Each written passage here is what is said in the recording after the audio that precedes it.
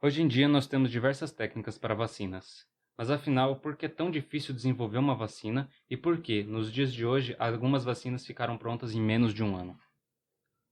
Fala pessoal, você está no canal Conexão Efedrina, eu sou o Arthur e nesse vídeo vamos tentar explicar para vocês quais são as etapas para a produção de vacinas e por que algumas levam tantos anos, como por exemplo a da HIV, e outras ficam prontas em menos de um ano.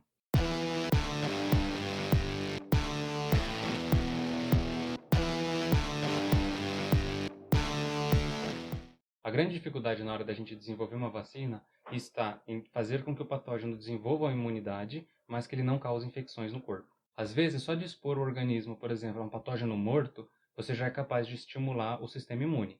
Às vezes, isso não acontece, né? Então a gente tem que buscar outras técnicas, que inclusive vai ser tema do nosso próximo vídeo, mostrando algumas técnicas que nós temos, né, para a produção de vacinas. Ou seja, a gente tem que pegar um patógeno, certo?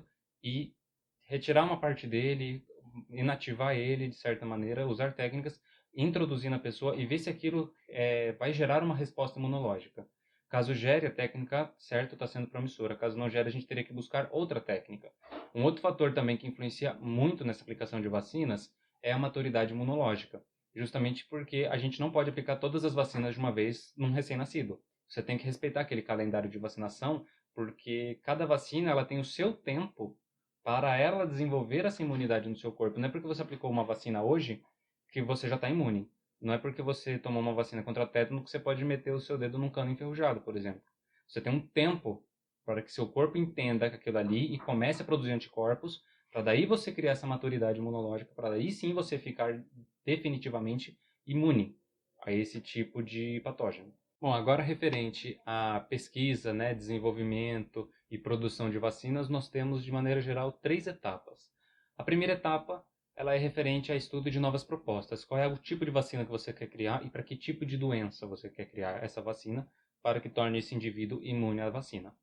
A segunda etapa, já passando dessa lado teórico, já começa a entrar no lado prático. Nós temos a pesquisa pré-clínica, ou seja, antes de aplicar nas pessoas, que no caso são as pesquisas in vitro, ou seja, usadas na placa de Petri, usadas em foras do nosso corpo, certo? Então, de maneira geral, ela dá uma resposta, mas ela não é tão perfeita assim para a gente saber se realmente vai dar uma resposta. Então, daí nós temos também algumas pesquisas na pré-clínica em vivo com pequenos voluntários e um grupo muito restrito. Na terceira etapa, nós temos a etapa mais cara do processo de pesquisa e desenvolvimento de uma vacina, que é dividido em 4 fases, que hoje em dia a gente já está mais acostumado a ver, né, com o atual cenário. A terceira etapa ela é a mais cara de toda a pesquisa e desenvolvimento de uma vacina, e ela é dividida em 4 fases, e hoje em dia a gente já vê, né, no atual cenário, a gente já tem mais contato com essas 4 fases, porque a gente está acompanhando de perto para que acabe todo, né, esse transtorno que nós estamos vivendo hoje, né. Dessas 4 fases, nós temos a primeira fase, que no caso ela é referente se a gente vai ver, testar, né, a segurança dessa vacina. Então a gente vai ver se ela é segura ou se ela não é segura. O que seria a segurança? Ela causa muito efeito adverso? Quais são os efeitos adversos que ela causa? Ela pode vir causar um óbito? Ela pode vir causar uma internação? Não, ela não pode, ela não causa nenhum disso e os efeitos adversos são mínimos. Legal, então ela passa para a segunda fase. Então todas as vacinas que passarem para a segunda fase são seguras, porque elas passaram pela primeira, elas foram testadas em alguma parcela de uma população, certo? Ainda um grupo pequeno, mas esse grupo não desenvolveu nenhum efeito adverso grave. Então a gente já tem uma certa segurança ali e falar, beleza, essa vacina aqui de certo modo é segura. Na segunda fase, a gente vai ver a imunogenicidade, a gente vai ver qual é a probabilidade, né? Quantas pessoas realmente estão desenvolvendo, né? Essa imunidade, ela está despertando, ela não está. O que está acontecendo dentro desse organismo? E ainda assim também são testados num grupo maior, então a gente também pode testar a segurança também. A terceira fase é a última fase desse estudo. O que ela nos diz é basicamente que a gente vai aplicar numa grande parcela da população e a gente vai ver a eficácia dessa vacina. A gente vai ver quantas pessoas realmente desenvolveram, né, essa imunidade em relação ao grupo controle, que no caso está recebendo placebo. Ela é revisada por pares, ela é duplo cego. Então não é uma pessoa que foi lá, chegou e falou, eu acho que é isso aqui, vamos colocar lá. Não é assim, você testou numa grande parcela da população. Essa grande parcela da população recebeu, vamos supor, né, metade recebeu a vacina, metade recebeu um placebo, uma água com açúcar, seja lá o que for, que não seja a vacina. Então a gente vai ver quantas pessoas dessa vacina receberam, essa imunidade grande, né, tiveram a imunidade, porque não vai ser 100% das pessoas, não tem como a gente chegar a 100% de pessoas imunes, todo mundo que receber a vacina vai ser imunizado? Não necessariamente, tá? Não é obrigatório isso, normalmente não é assim que acontece, mas você tem uma parcela que vai ter, desses 50%, certa parcela vai receber uma imunidade e vai ficar realmente imune. Então, o que que acontece? Duplo cego justamente porque tanto quem está aplicando quanto quem está recebendo não vai saber se é vacina ou se é o placebo, porque isso aí pode induzir ao erro lá na frente na pesquisa. Então, a gente tem toda uma característica, a gente tem todo um protocolo para seguir certo para a gente saber que essa vacina está sendo boa. E se ela passou pela fase 3, ela só vai precisar de um registro sanitário, por exemplo, seja da Anvisa, né? Seja do FDA, seja de alguma órgão regulamentador da União Europeia. Vocês podem perceber, por exemplo, que nós temos a fase 1, que é a teste de segurança, certo? Então, foi testada a segurança, essa vacina é segura, com uma pequena parcela, né, de um grupo restrito. Então, a gente passa para a fase 2, que depois a fase 2 vai ver se desperta a imunidade e realmente despertou a imunidade e essa vacina continua sendo segura, porque a gente ainda pode fazer teste de segurança, né, nessa vacina, porque aumentou a quantidade de voluntários. Então é testado de segurança de novo. Chegamos na fase 3, que daí a gente vai dar para milhares de pessoas, vai ver o quão por cento essa imunidade desperta nessas pessoas e ainda assim quais são os efeitos adversos que essas pessoas relatam.